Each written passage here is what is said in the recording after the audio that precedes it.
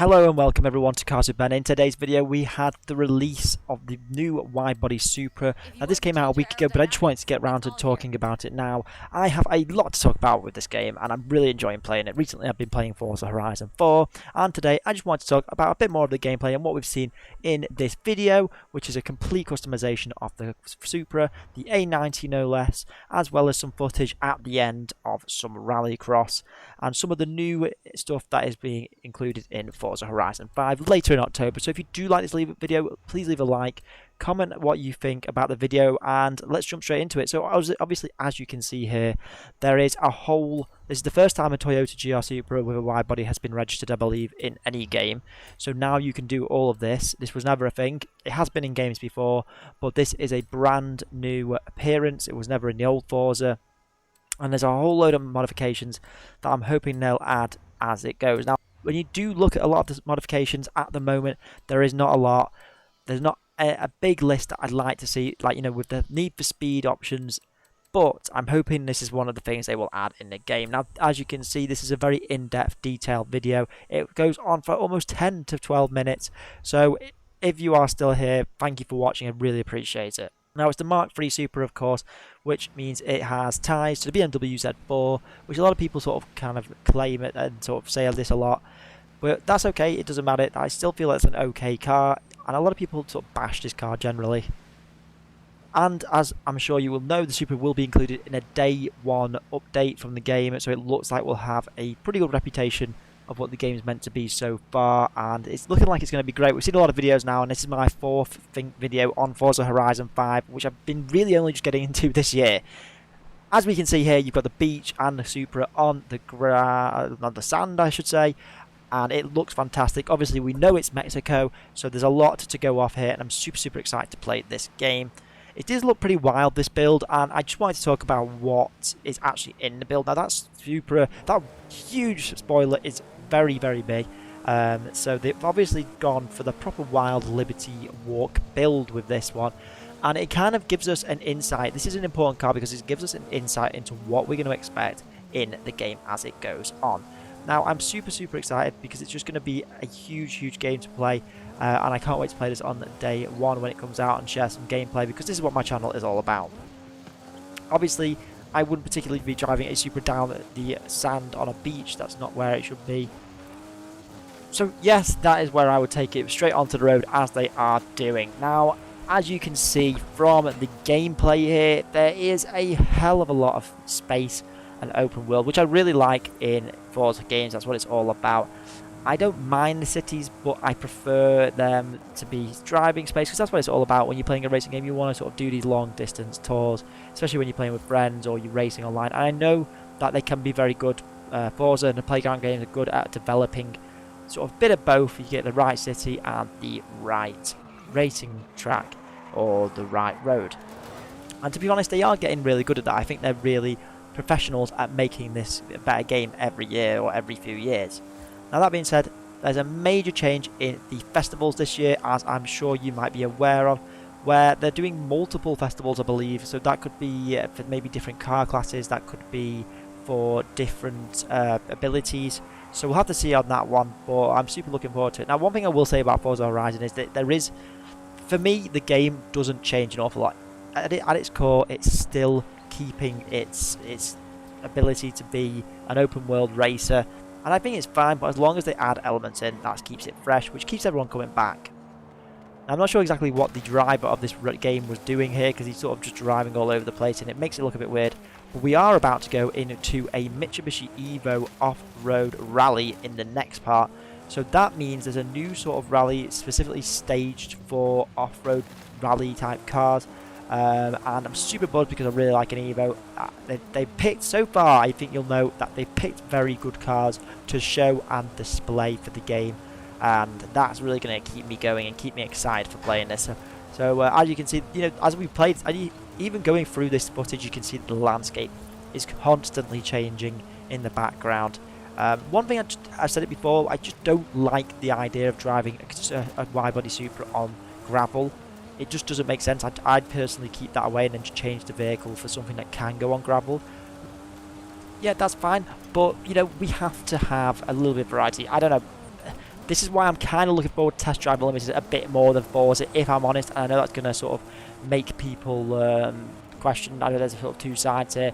But for me, I want there to be a mix. I don't know, something about driving a car like this off-road seems just wrong to me. But that's fine, it's okay, it's whatever works, and I get it. The scenery and the desert is a huge, huge part of this game. Being Mexico, and it will, of course, include lots of foliage.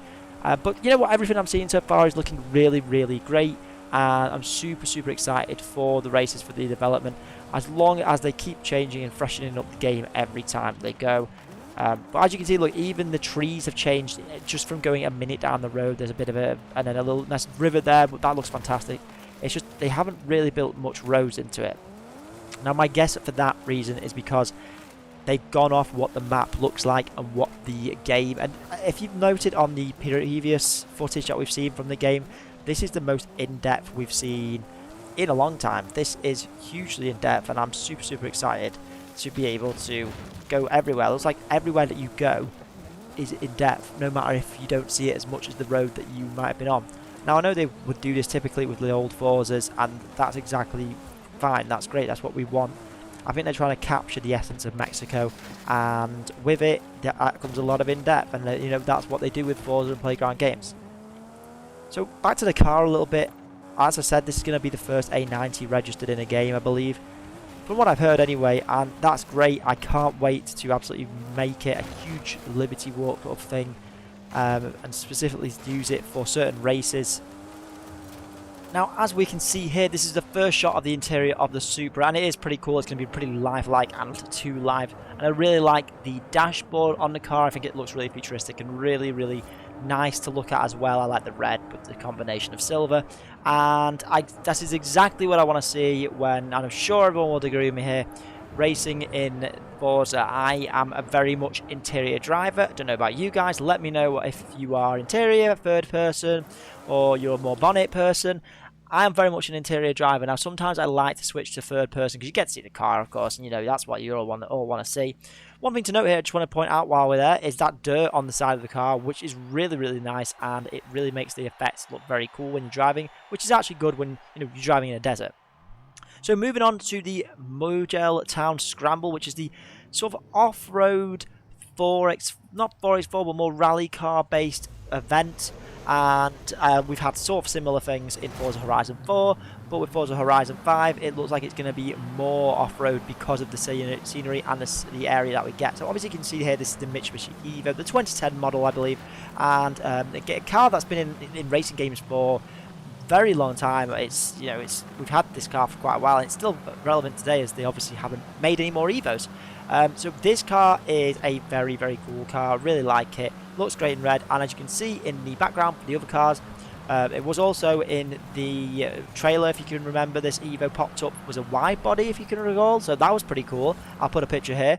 And then of course you've got the Subarus with a few older Evos, I believe, and a couple of other older Subarus from what I can see, but until we get there I can't really see.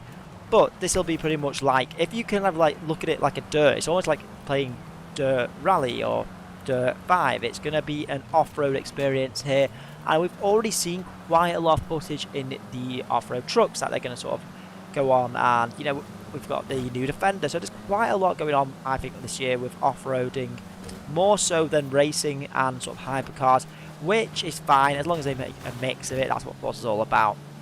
And I don't know about you guys, but I definitely do get bored of hypercars, and I've always been someone that likes modifying small little cars that might be considered a bit boring on the outside, and then until you modify it on the inside, it looks really awesome.